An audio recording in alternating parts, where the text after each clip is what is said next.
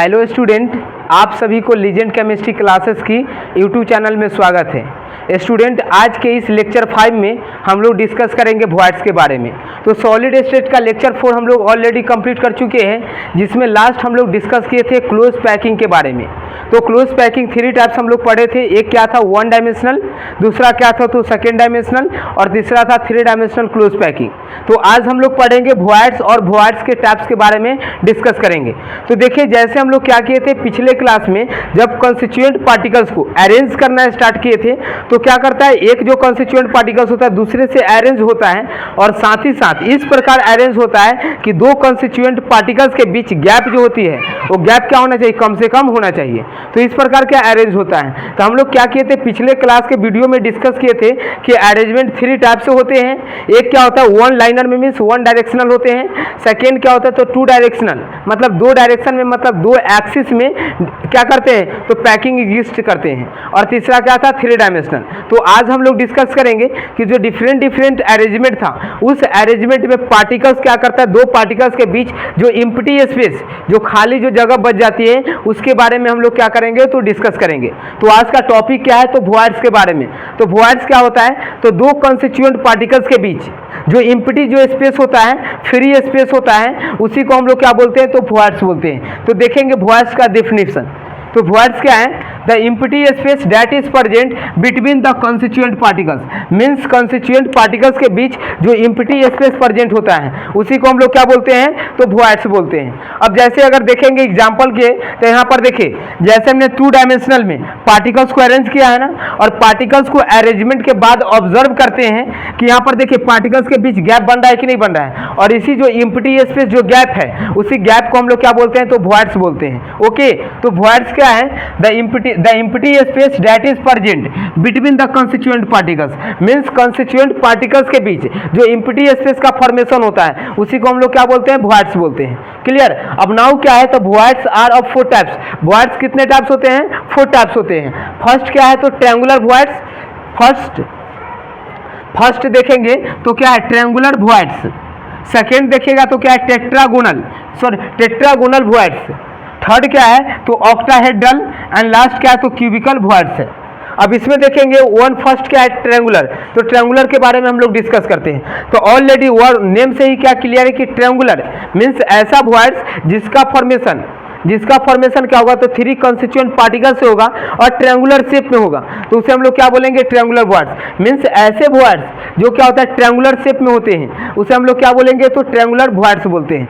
जैसे देखेंगे यहाँ पे क्या है ट्रायंगुलर वॉइड्स के बारे में, the voids that is formed, means ऐसा वॉइड्स जिसका फॉर्मेशन होता है that is formed in the shape of triangle, that is formed in the shape of triangle. किसके शेप में बनता है तो ट्रायंगल की शेप में बनता है, due to the arrangement of, और किसके अरेंजमेंट के कारण तो due to the arrangement of 3 atoms, means 3 atoms के अरेंजमेंट के कारण जो वॉइड्स का फॉर्मेशन होगा, उसी वॉइड्स को हम लोग क्या बोलते हैं तो ट्रायंगुलर वॉइड्स बोलते हैं।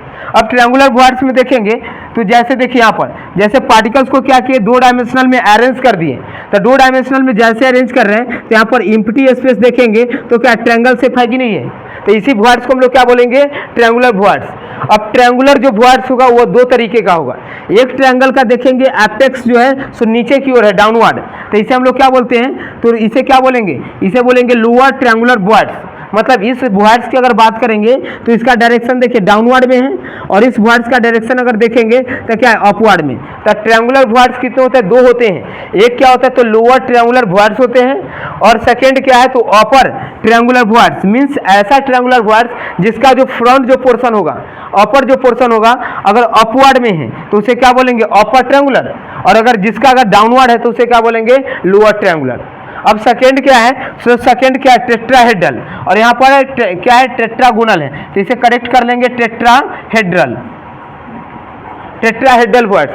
तो क्या होता है टेट्राहेड्रल, तो the voids that is formed, means ऐसा वॉइड्स जो बनता है that is formed by the 4 constituent particles, means ऐसा वॉइड्स जो 4 कंस्टिट्यूएंट पार्टिकल्स की हेल्प से बनेगा, उसे हम लोग क्या बोलते हैं तो टेट्राहेड्रल उसे क्या बोलेंगे, तो टेट्राहेड्रल वॉइड्स बोलते हैं। फिर से क्या है, the voids that is formed by the 4 constituent particles, means ऐसा वॉइड्स जो 4 कंस्टिट्यूएंट पार्टिकल्स की हेल्प से बने, उसे हम लोग क्या बोलेंगे, तो टेट्राहेड्रल वॉइड्स बोलते हैं। अब इसमें देखेंगे टेट्राहेड्रल वॉइड्स में तो क्या है, इसमें देखें जैसे इसमें क्या होता है, in this 3 constituent particles are present, means इसमें 3 कंस्टिट्यूएंट पार्टिकल्स जो होता है प्रेजेंट होता है कहाँ पे, इन वन प्लेन, मीन्स एक प्लेन में 3 कंस्टिट्यूएंट पार्टिकल्स होगा।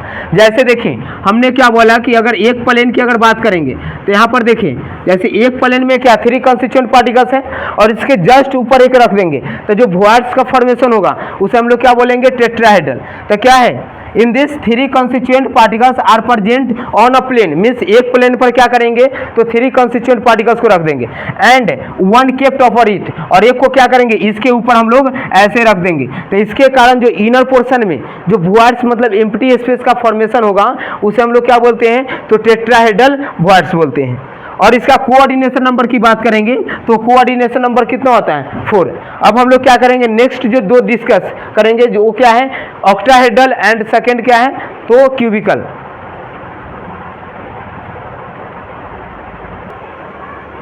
तो अब हम लोग देखते हैं कौन सा, ऑक्टाहेड्रल वॉइड्स के बारे में डिस्कस करेंगे।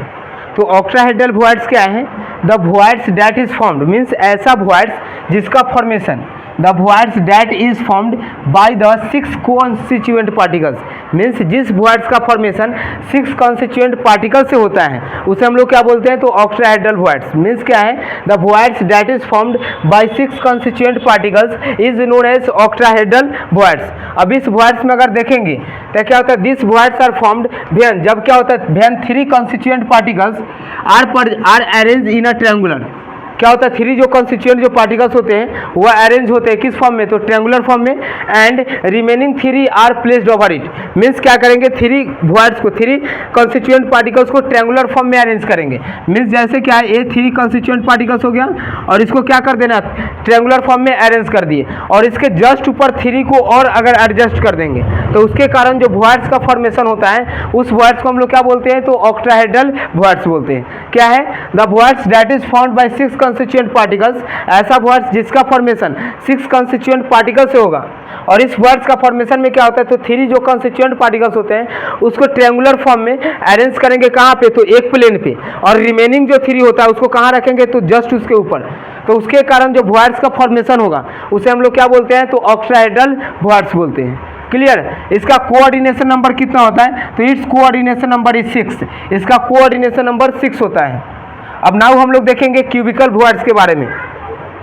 तो क्यूबिकल वॉइड्स क्या है, तो the voids that is formed, means ऐसा वॉइड्स जिसका formation, the voids that is formed bye 8 constituent particles, means जिस वॉइड्स का फॉर्मेशन 8 कंस्टिट्यूएंट पार्टिकल्स के कारण होगा, 8 कंस्टिट्यूएंट पार्टिकल से होगा, उसे हम लोग क्या बोलते हैं, तो क्यूबिकल वॉइड्स बोलते हैं।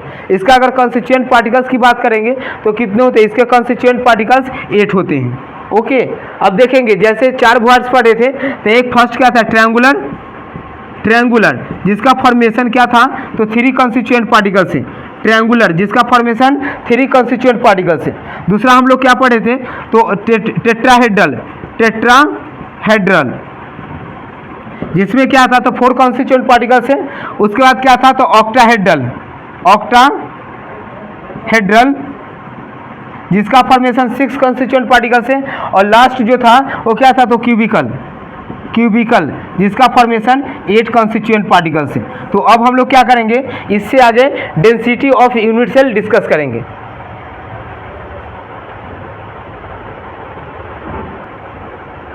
तो अब हम लोग डिस्कस करेंगे density of unit cell, means unit cell का डेंसिटी हम लोग निकालना सीखेंगे। तो देखिए डेंसिटी का फॉर्मूला क्या होता है, तो डेंसिटी एक्चुअली क्या होता है, तो कोई भी अगर बॉडी का डेंसिटी निकालना है तो हमें ऑब्जर्व करनी होती है कि उस बॉडी के यूनिट वॉल्यूम में कितना मास ऑक्युपाइड किया जाता है, कितना मास प्रेजेंट है। सपोज अगर देखेंगे, जैसे अगर बोला जाए कि ये जो मार्कर है इस मार्कर का डेंसिटी निकालिए, तो हम लोग फर्स्ट कैलकुलेट करेंगे कि इसके यूनिट वॉल्यूम में इस मार्कर का कितना मास प्रेजेंट है। तो ही उसका क्या होता है डेंसिटी। सपोज अगर क्या करते हैं, अगर वाटर का डेंसिटी कैलकुलेट करते हैं और हनी का, तो हनी का डेंसिटी क्या होता है, हाई होता है, और वाटर का डेंसिटी क्या होता है, लो होता है इन कंपेरिजन ऑफ हनी। तो क्यों होता है, जैसे हनी में देखेंगे, समझ गया ना, और ये क्या है वाटर, हमने क्या लिया, ये जो है सो वाटर है और ये क्या है हनी है। अब इस दोनों में देखेंगे तो इसका डेंसिटी क्या होता है हाई और इसका डेंसिटी क्या होता है लो। अगर दोनों का अगर क्या करेंगे वॉल्यूम अगर सेम कर देंगे तो इसके सेम वॉल्यूम में मास इसका क्या होता है हाई होगा और इसका मास क्या होगा लो होगा। तब मास हाई है, अगर सपोज हमने माना कि अगर इसका वॉल्यूम कितना 1 मीटर क्यूब ले लिया और इसका भी वॉल्यूम कितना है 1 मीटर क्यूब, तो इसके 1 मीटर क्यूब में देखेंगे तो क्या होता है हनी का मास ज़्यादा है, लेकिन उसी 1 मीटर क्यूब में अगर वाटर का मास अगर ऑब्जर्व करेंगे हनी की अपेक्षा तो क्या होता है कम होता है। दैट्स वाई इसके कारण क्या होगा, तो इसका डेंसिटी ज़्यादा होता है और इसका डेंसिटी क्या होता है कम होता है। तो हम लोग देखेंगे कि डेंसिटी होता क्या है, तो डेंसिटी जानना है किसका, यूनिट सेल का। तो क्या होता है, the mass of constituent particles means constituent particles का mass that is present in per unit volume of unit cell, means unit cell के पर यूनिट वॉल्यूम में उसके कॉन्स्टिट्यूएंट पार्टिकल्स का जो मास जो प्रेजेंट होगा उसी को हम लोग क्या बोलेंगे, तो डेंसिटी ऑफ यूनिट सेल बोलते हैं। मीन्स फिर से डेंसिटी ऑफ यूनिट सेल क्या होता है, तो mass present, mass of unit cell that is present in, means unit cell का मास, यूनिट सेल के कॉन्स्टिट्यूएंट पार्टिकल्स का मास जो प्रेजेंट होता है किसमें, यूनिट वॉल्यूम में होता है, उसी को हम लोग क्या बोलते हैं, तो डेंसिटी ऑफ यूनिट सेल बोलते हैं। अब नॉर्मली हम लोग क्या जानते हैं, तो डेंसिटी का फॉर्मूला अगर देखेंगे तो डेंसिटी का फॉर्मूला क्या होता है, मास अपॉन वॉल्यूम होता है, और हमें डेंसिटी किसका निकालना है, तो यूनिट सेल का डेंसिटी निकालना है। तो क्या करेंगे हम लोग, mass of atom in unit cell, मतलब क्या करना है, तो एटम जो प्रेजेंट होगा किसमें, यूनिट सेल में, उसका क्या ले लेना है, मास ले लेना है, और साथ ही साथ क्या करेंगे, total volume of unit cell, मतलब यूनिट सेल का टोटल वॉल्यूम ऑब्जर्व करेंगे। अब इसमें देखिएगा तो क्या है, density of unit cell, unit cell का डेंसिटी क्या होता है, तो mass of atom in unit cell by total volume of unit cell. Means ऊपर में क्या करना है, तो उसका मास ले लेंगे और नीचे में क्या टोटल वॉल्यूम ले लेंगे। अब देखिए मास कैलकुलेट करने के लिए क्या करना है, नंबर ऑफ एटम्स, मीन्स उस यूनिट सेल में कितने एटम्स प्रेजेंट हैं और साथ ही साथ एक एटम्स का मास क्या है, तो क्या टोटल मास आ जाएगा, और नीचे क्या लिख लेना है, तो वॉल्यूम ले लेना है। सपोज देखिए जैसे अगर ये क्या है, अगर ये यूनिट सेल है और इस यूनिट सेल का क्या निकालना है, तो हमें यूनिट सेल का अगर कैलकुलेट करना है डेंसिटी, तो इसका डेंसिटी के लिए हम लोग पहले क्या करेंगे, तो इसका क्या निकालेंगे, तो मतलब इसमें कॉन्स्टिट्यूएंट जो पार्टिकल्स होगा उस कॉन्स्टिट्यूएंट पार्टिकल्स का मास निकालेंगे, क्या निकालेंगे, मास। और मास जब कैलकुलेट कर लेंगे उसके बाद क्या कैलकुलेट करना है, तो इसका वॉल्यूम कैलकुलेट करना है, और दोनों को डिवाइड कर देंगे तो क्या निकल जाएगा, डेंसिटी। अब हमने क्या किया, 1 पार्टिकल्स का means number of atoms into mass of 1 atoms, तो नंबर ऑफ एटम्स को क्या करेंगे, तो नंबर ऑफ जो एटम है, अब हम लोग पढ़े थे कि मतलब कोई अगर यूनिट सेल है और यूनिट सेल में नंबर ऑफ एटम को क्या बोलते हैं, कोऑर्डिनेशन नंबर बोलते हैं। तो इसके प्लेस पर कोऑर्डिनेशन नंबर मीन्स क्या लिखेंगे, जेड लिखेंगे, और साथ ही साथ देखेंगे तो मास ऑफ 1 एटम मीन्स एक एटम का मास हम लोग क्या करें, तो स्मॉल एम मतलब उसके मोलर मास के बराबर कैलकुलेट कर लिए। अब यहाँ जैसे लिखेंगे एक एटम का मास क्या है, स्मॉल एम है, और इसके नीचे अगर लिखेंगे तो क्या हो जाएगा, वॉल्यूम ऑफ यूनिट सेल। तब यूनिट सेल का वॉल्यूम क्या होता है, एक ही होता है, और डेंसिटी को क्या करते हैं, रो से रिप्रेजेंट करते हैं। तो ये तो एक क्या नॉर्मली आ गया, लेकिन यहाँ पर जो मास है वो मास किसी भी एटम का हो सकता है। जैसे एटम अगर बात करेंगे तो कैल्शियम पार्टिकल्स भी हो सकता है, फ्लोरीन पार्टिकल्स, मतलब कोई भी क्या हो सकता है, पार्टिकल्स प्रेजेंट हो सकता है। तो उस पार्टिकल्स का क्या है, यहाँ पर मास है ना, तो उस एक पार्टिकल्स का मास कैलकुलेट कर देंगे। तो हम लोग मोल में जैसा जानते हैं कि मोल में क्या होता है, 3 कंसेप्ट होता है, मतलब 1 मोल जो होगा वो कितने पार्टिकल्स के बराबर था, 6.022 इंटू 10⁻23 पार्टिकल्स के इक्वल होता है। और वही जो 1 मोल होगा, क्लियर, वो किसके बराबर होगा, तो 1 जो मोल है वह मोलर मास के इक्वल होता है। किसके इक्वल होता है, मोलर मास। मीन्स क्या हुआ कि मोलर मास बराबर कितना हो सकता है, तो 1 मोलर मास में पार्टिकल्स कितना हो जाएगा, तो 6.022 इंटू 10⁻23 पार्टिकल्स। मीन्स अगर 6.022 इंटू 10⁻23 पार्टिकल्स का अगर मास अगर देखेंगे तो किसके बराबर हो जाएगा, तो मोलर मास के इक्वल हो जाएगा। ओके, और हमने यहाँ पर क्या किया है, तो हमें क्या करना है, एक पार्टिकल्स का मास यूज करना है। तो एक पार्टिकल्स का अगर मास लेंगे, एक पार्टिकल्स का मास, तो क्या हो जाएगा, तो मोलर मास अपॉन क्या कर देंगे, यहाँ पर देखिए जैसे हमने क्या लिखा, एक पार्टिकल्स पार्टिकल्स का अगर मास निकालना होगा तो मोलर मास को किससे डिवाइड कर देंगे 6.0 से। किससे कर देंगे 6.022 इंटू 10⁻23 से डिवाइड कर देंगे। तो यहाँ पर क्या लिखेंगे mass of one part atom, तो वन एटम के मास के प्लेस पर क्या स्मॉल m और नीचे में एक साथ ही साथ क्या लिख देंगे तो 6.022 इंटू 10⁻ कितना हो गया 23 हो गया। क्लियर, ये हो गया। तो लास्ट फार्मूला क्या बन गया तो रो इक्वल क्या लिखेंगे z into small m upon क्या हो जाएगा ए क्यू इंटू 6.022 इंटू 10⁻23 और इसी को हम लोग क्या बोलते हैं तो एवोगैड्रो नंबर बोलते हैं। तो क्या लिखेंगे रो इक्वल क्या हो जाएगा z into m by a cube into क्या हो जाएगा एन ए क्या आ गया तो डेंसिटी हम लोग कैलकुलेट कर लिए यूनिट सेल का। अगर किसी भी अगर यूनिट सेल का अगर डेंसिटी निकालना हो तो हमें मालूम क्या होना चाहिए जेड मीन्स उसका कोऑर्डिनेशन नंबर, मीन्स उसमें कितने कंस्टिट्यूएंट पार्टिकल्स प्रेजेंट होते हैं। सेकेंड उसका क्या होना चाहिए तो मोलर मास मालूम होना चाहिए। सपोज अगर जैसे बोला जाए calcium atom is present in FCC crystallize structure, मतलब कैल्शियम जो एटम है वो किस स्ट्रक्चर में प्रेजेंट है तो FCC में। तो वहाँ से क्लियर हो जाएगा कि जेड का वैल्यू कोऑर्डिनेशन नंबर का वैल्यू कितना हो जाएगा 4 और उसका मोलर मास क्या हो जाएगा।